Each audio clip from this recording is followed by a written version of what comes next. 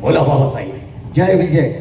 या ठिकाणी आज दोन्ही बंधुरा एकत्र बनवण्याच्या पाठीमागचं कारण नाही समजलं. कारण सांगणार आहे. आज खासा दरबार भरवायचं कारण आहे. कोणतं? आम्ही पिकलेलं पान आज ना उद्या घडून पडणार आहे. तेव्हा हे राष्ट्र चालवण्यासाठी सांभाळण्यासाठी काय पोषक 3 नाट्य आहे. त्या 3 नाट्य आपल्याला सांगण्यासाठी आम्ही दरबारमध्ये आचरण केला. वा बाबासाहेब, म्हणजे ज्याप्रमाणे आपण या गोरगरीब जनतेची सेवा केली, राज्य चालवलं, त्याप्रमाणे जर आम्हाला इथून पुढे राहिलेलं राज्य चालवायचं असेल तर काही नेम काही 3 अट्टी आहेत, त्याचं आम्हाला पालन करायला हवं. बरोबर. पण बाबासाहेब अशा अट्टी आहेत तरी कोणत्या, त्या तरी आम्हाला समजू द्या.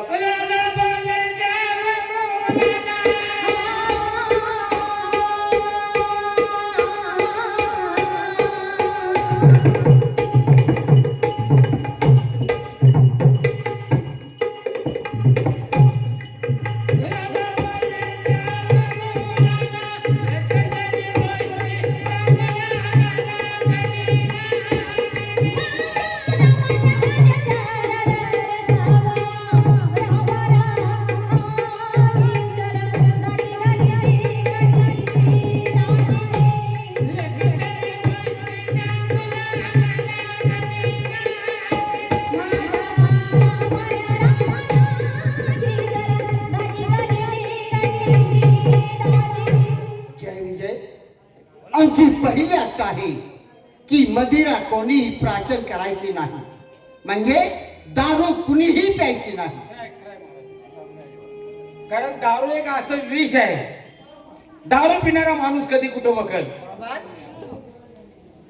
दारू पिणारा माणूस कधी कुठं वकल, गांजा वडणारा माणूस कधी कुठं वकल, आणि रंडीबाजी करणारा माणूस कधी प्राणाला मुकल हे सांगता येत नाही. म्हणून दारू कुणीही प्यायची नाही, आपल्या 5 जणांशिवाय.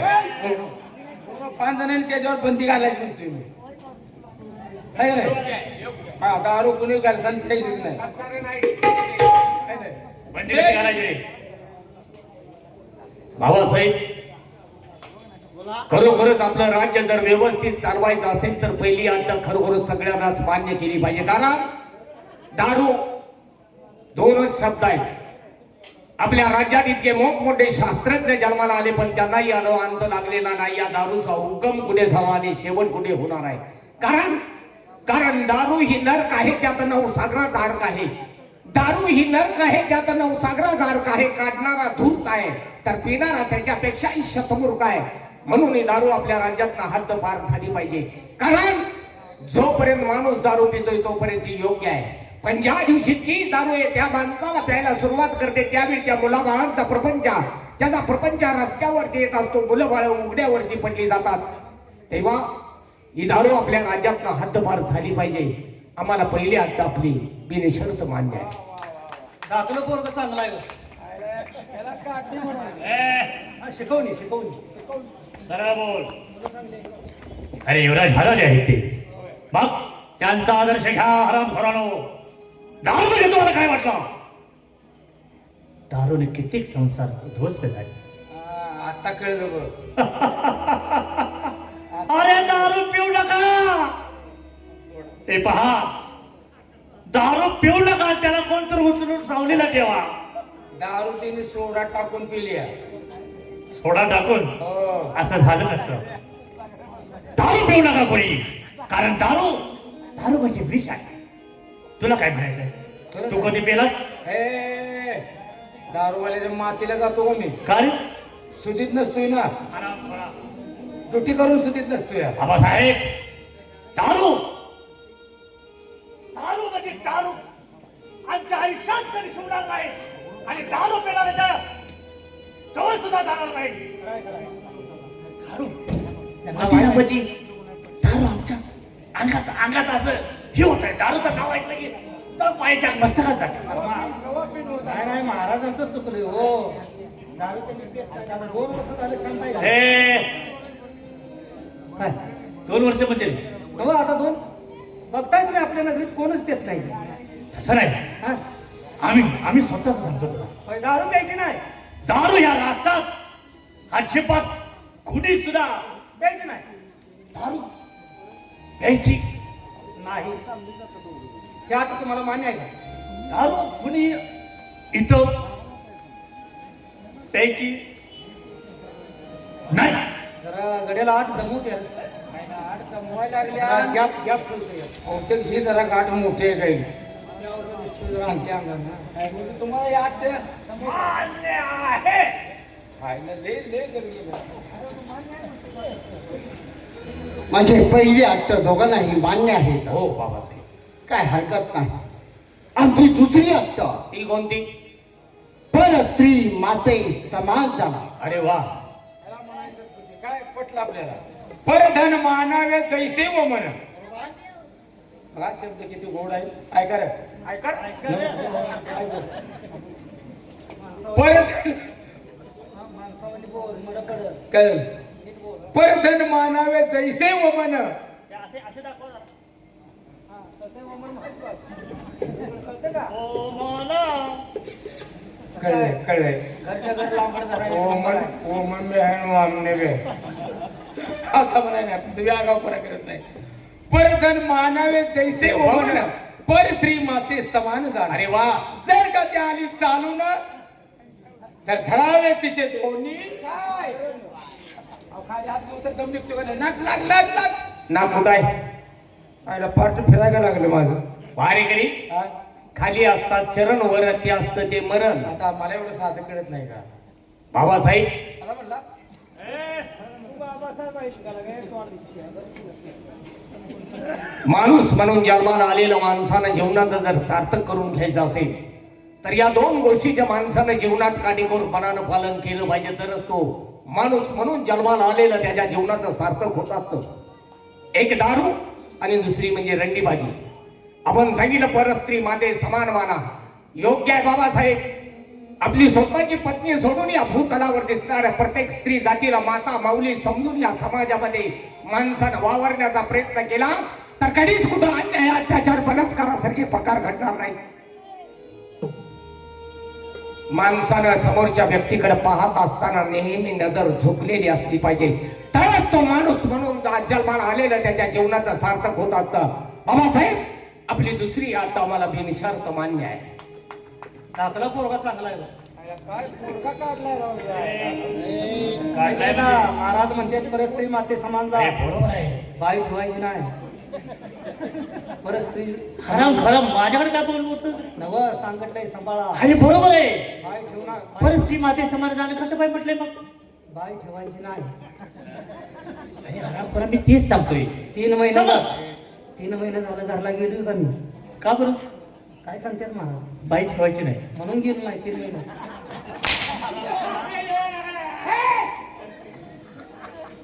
सांभाळा सांभाळा त्यांनी सांगते सांभाळा. ठीक आहे. पुढे काय म्हटले? परस्त्री माते समान जा. लढतर करू नका. एखादी जर बाई आली, हो एखादी जर बाई आली तर तिला काय करायचं? सोडायचं नाही तर विचारपूस केल्याशिवाय सोडायचं. हा विचारपूस करायची आणि तिच्या अंगावरची साडी काढायची. हा ओपन साडी काढायची म्हणजे काय तुम्हाला कळतं मिळतं का नाही. अरे हरामखोरा आपण कोण आहोत? हा कोण आहे आपण? राजपुत्र. राजपुत्र. तिच्या अंगावरची साडी काढायची आणि नवी साडी नेसवायची आणि चोळी पातळ करून पाठवायची. हा आणि आता ती चोळी पातळ करून तिला कुठे न्यायची? Direct lodge.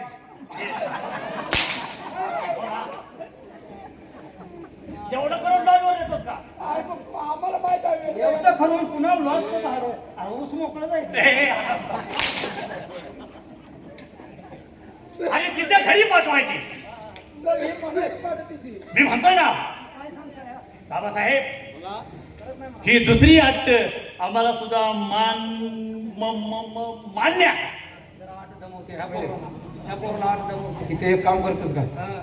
जरा आंब्याचा खारण पे जुनं खेटराचं पायता नाही का बघ की कशाला? जीव घासू त्याला दमवायला लागले. शब्द जड यायला लागले. लई जड यायला लागले. बघा बाबासाहेब.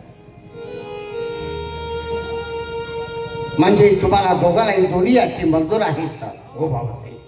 तिसरी आणि शेवटची अट्ट. सांगा. तिसरी अट्ट आहे जर परक्या राष्ट्रानं आपल्या राष्ट्रावरती आक्रमण केलं तर त्याला वाट दाखवायची परंतु पाठ दाखवायची नाही.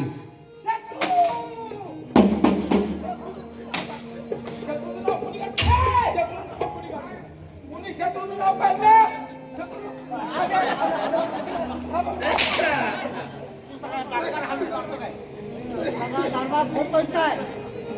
शत्रुंजय थांबा, ऐका की राव, ए. दरबारच्या दरबार हाडत चाललाय, महाराजांना सुद्धा हाणतोय. नाही नाही, माझ्या हातात कोण येईल त्याला चुकी केली मी. शत्रूचं नाव काढले की तळ पाहिजे आणि मस्तकात जात्या. कुठं आहे? कुणीकडे गेले? नाही नाही, इथं भारत्या सांगा येईना. नाही हाय कडेवाणी पण सांगा येईना ना. म्हणजे आपल्याला राग आला की राग सहन होत नाही.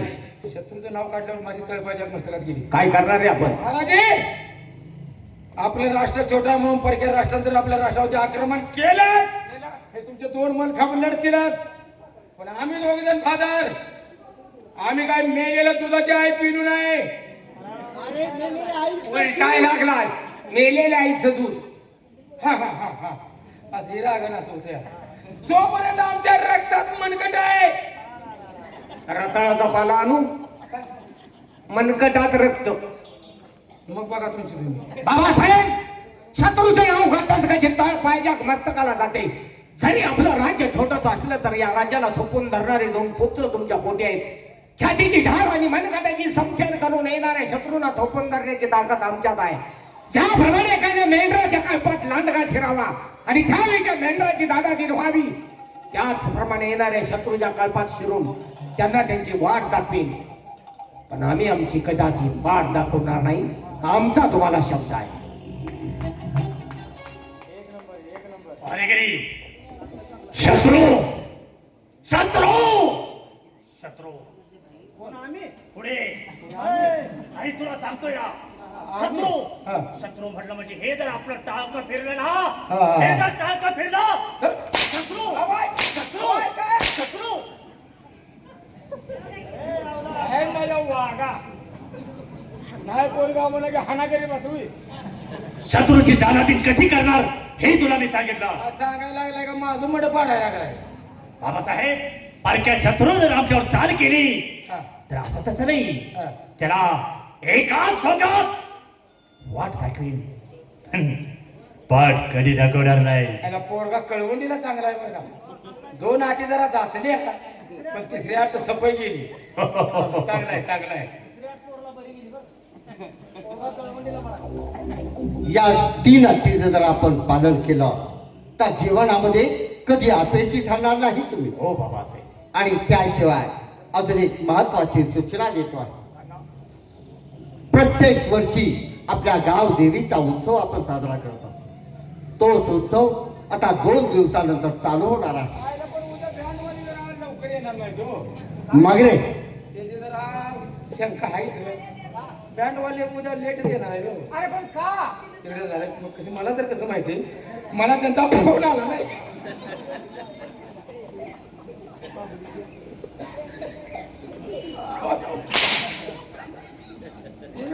आलाय का काय तर जवळ घेऊन चांगलं जातील का बागाला फवारा बरा केला का.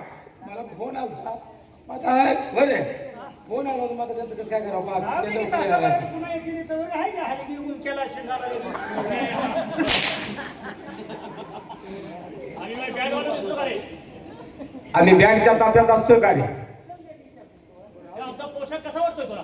बँडवाले आहे का आम्ही? हे नाही का बँडवाले आहेत पुढे मग इथं ना नाही अरे सुंबूळ करस ही सुंबूळ डिंबडी.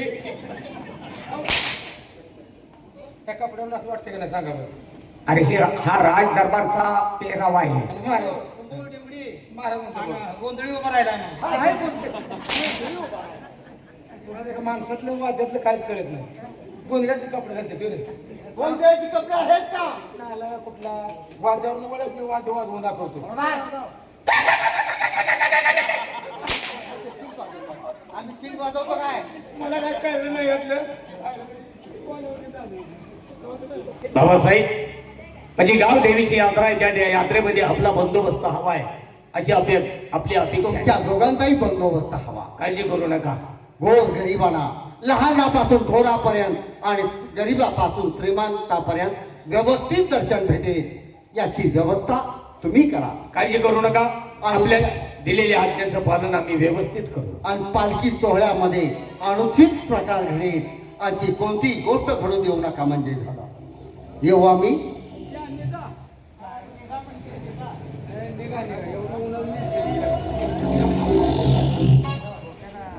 दादासाहेब, बोला युवराज.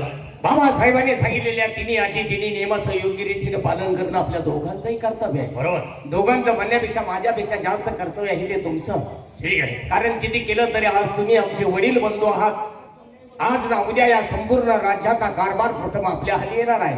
कारण आम्ही अजून शिक्षण घेतोय. ज्यावेळी आम्ही सर्व शिक्षणामध्ये प्रावीण्य मिळवू त्यावेळी आम्ही तुमच्या खांद्याला खांदा लावून हे राज्य चालवण्यास समर्थ झालो असं स्वतःला समजेल. तेव्हा त्या परमेश्वराच्या चरणी माझी प्रार्थना आहे की बाबासाहेबांनी सांगितलेल्या तिन्ही अटी तिन्ही नियमाचं आपल्याकडून योग्य रीतीनं पालन व्हावं. युवराज, माझी काळजी करू नका. तुम्ही फक्त सक्षम राहा. हा सगळा राजवाडा मी सांभाळतो. ठीक आहे. फक्त तुम्ही तुमची काळजी घ्या. येतो या. या.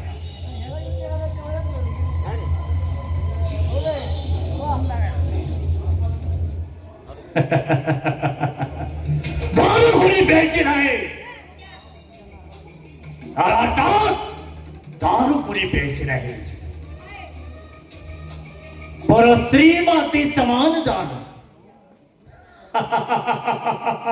अहो, दारू प्यायची नाही. मला सकाळ सकाळपर्यंत एक खंबा पेल्याशिवाय चैनच पडत नाही. आणि आमचा थैरा म्हणतो दारू कोणी प्यायची नाही. परस्त्री माती समान झालं. अहो, या राष्ट्रात तारा रायकीन तिचं आणि माझं किती दिवस झालं प्रेम आहे. तिच्याकडे जायला बराच वेळ झालाय. ती माझी वाट बघत असेल. चला जाऊया तिच्याकडे, नाहीतर रागावेल.